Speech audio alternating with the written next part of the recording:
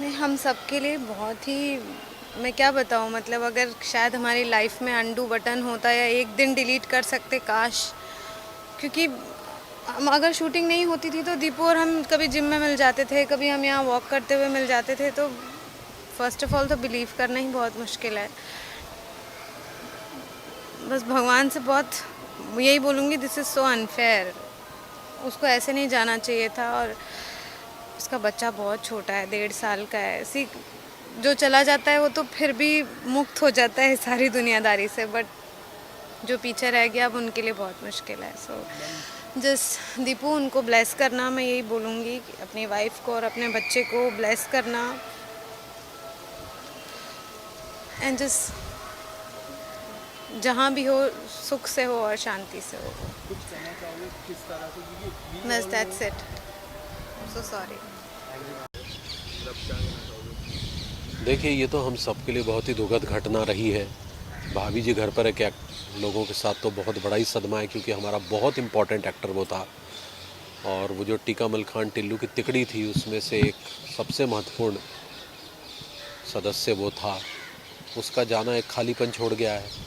अब कैसे हम उन सीन्स को संभालेंगे जो हम ऑलरेडी शूट कर चुके हैं? कैसे क्या होगा? किस तरह से कहानियों में चेंजेस लाए जाएंगे? कैसे हम सेट पे जाकर उन स्थितियों को फेस करेंगे? खासकर टीका जो है, वैभव, जो लगातार 7 साल तक उसके साथ रहा, मेकअप रूम एक है, साथ में सो रहे हैं। तो ये एक तरह से बहुत अजीब सी दुखद बात है यार। ये तो अब समय ही धीरे धीरे, स्मृतियाँ तो नहीं जाएंगी, लेकिन धीरे धीरे ही होगा। ये बहुत बड़ा खालीपन है। सर, क्या आपने कुछ वार्तालाप की उनकी उनकी मिसेस से, उनके मम्मी पापा से? उनके मिसेस से नहीं, उनके भाई साहब से ज़रूर हमारी बातचीत हुई। और उनके भाई साहब ने जैसा कि हमें बताया कि शायद ये उनको कार्डियक अरेस्ट हुआ है। क्योंकि काफ़ी लोग हाँ, जानना चाहते हैं कि क्या कुछ हुआ था उस हाँ, दिन। उनको कार्डियक अरेस्ट हुआ। तो व्यायाम करना और उसके बाद फिर खेल के मैदान में, और पता नहीं शायद खाने पीने में भी कोई ऊंच नीच ज़रूर रही। फास्टिंग वगैरह भी हम लोग आजकल बहुत एक्टर्स अपनी बॉडी को फिट करने के लिए रखने लगे हैं। पता नहीं वो सही है या गलत है, ये हमें पता नहीं है। लेकिन बॉडी कई बार बड़े अनजाने तरीके से रिएक्ट कर देती है उसको। शायद ऐसा ही कुछ हुआ होगा, मुझे लगता है। काफ़ी देखा है, उनके वीडियोस भी काफ़ी है जिम हाँ, करते हुए, काफ़ी फिटनेस पे हाँ, काफ़ी ध्यान। फिटनेस पे बहुत ध्यान। और हमें खुद गुर सिखाता था, क्योंकि हम लोग बड़े हैं, उससे उम्र में बहुत ज़्यादा बड़े थे।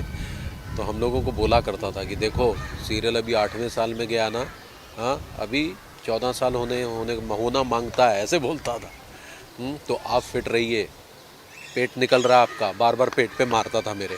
और अपने पेट शर्ट ऐसे उठा के कहता, देखो 6 एब्स, ये देखो। कोई ऐसी बातें जो काफ़ी याद आओगी? इम्प्रोवाइजेशन बहुत अच्छी करता था। मतलब जैसे सीन में कोई चीज़ अपनी तरफ से जोड़ दी, मतलब वो राइटर ने नहीं लिखी लेकिन अपनी तरफ से जोड़ दी, तो वो एक अलग ही सीन को मोड़ दे देता था। उसमें लगता था, अरे यार ये रख लो, ये लो, आम आदमी बहुत पसंद करेगा। और वो क्लिक होता था जोक हमेशा। और वो हमको भी बोलता था, आसिफ भाई को भी बोलता था। और कई बार जब हम कहते थे नहीं यार, ये मज़ा नहीं आया, तो कहता कोई बार नहीं, अगली बार बिकेगा, इस बार छोड़ देते हैं। मतलब कहता मैं बेचता हूँ, जोक बेचता हूँ। जो बेचते तो बाकायदा ऐसे बोलता था। बहुत बहुत। टाइमिंग सेंस बहुत अच्छी थी कॉमेडी की, बहुत अच्छी टाइमिंग सेंस थी।